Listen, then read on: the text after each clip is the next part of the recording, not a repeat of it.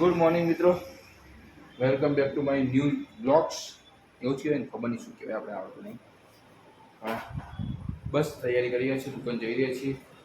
Mummy ટિફિનની તૈયારી કરી રહી છે અને આપણે બ્લોગ બનાવી રહ્યા છીએ.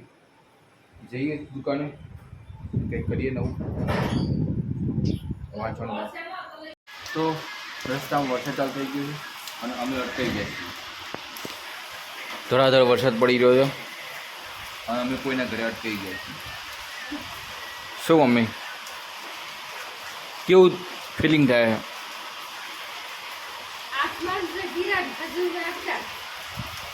આસમાન સે ગિરન ખજૂર મેં ટેને જેવું થઈ ગયું. ધડાધડ પડી ગયો છે વરસાદ, અમે ફૂલ એકદમ અટકાઈ ગયા છીએ. કઈ રીતે જવું ખબર નથી પડતી. આવું ઘણા દિવસ પછી થઈ રહ્યું છે કે હું બેઠો છું, મમ્મી પ્રશ્ન પૂછી રહી છે. બહુ ટાઈમ થઈ ગયો આ વાત થઈને, વર્ષો વીતી ગયા, પણ હવે પાછું થઈ રહ્યું છે. હું બેઠો છું, મમ્મી પ્રશ્ન પૂછી રહી છે. શું કે કયો પ્રશ્ન? અને એ આને આવડતો નહીં. ઓહ, સો સેટ. કયો પ્રશ્ન તે પૂછ્યો હમણાં? કેન્દ્ર શાસિત પ્રદેશ કેટલા? હાલના ધારાધોરણ પ્રમાણે ભારતના કેન્દ્ર શાસિત પ્રદેશો ટોટલ 9 છે. આમાં 8 આપેલા છે. અત્યારે એક નવું વધી ગયો કે જમ્મુ અને કાશ્મીરના લદ્દાખ તરીકે ઓળખાય છે. તો લદ્દાખ તો સજ આમાં જો ના હોય.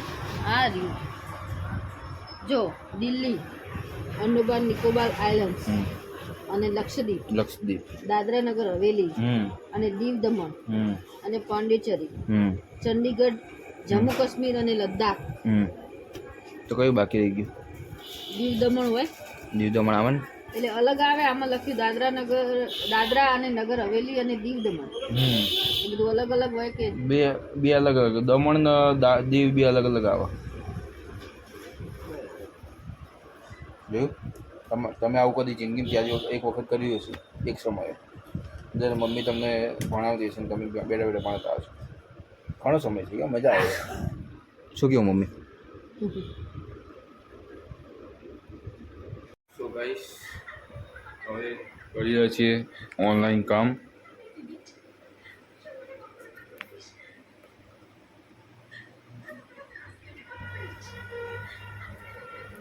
શું યશભાઈ, શું કરો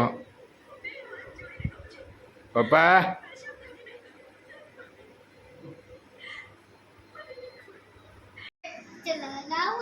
જય ભાઈ કરના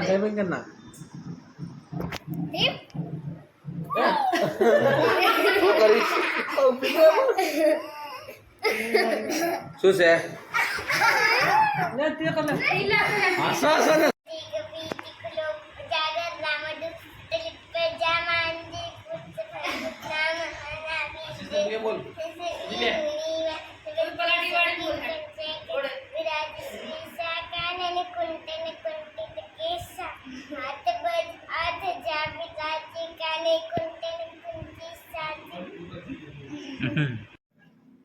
તો મિત્રો, આજના બ્લોગને અહીં જ વિરામ આપીએ અને મળીએ આવતીકાલે. કાલે છે નાગપાંચમ, એટલે આપણે મારી ફેવરેટ કુલર ખાવાની છે. 12 વાગી ગયા તો બહારનો નજારો જો, અંધારો. Good night.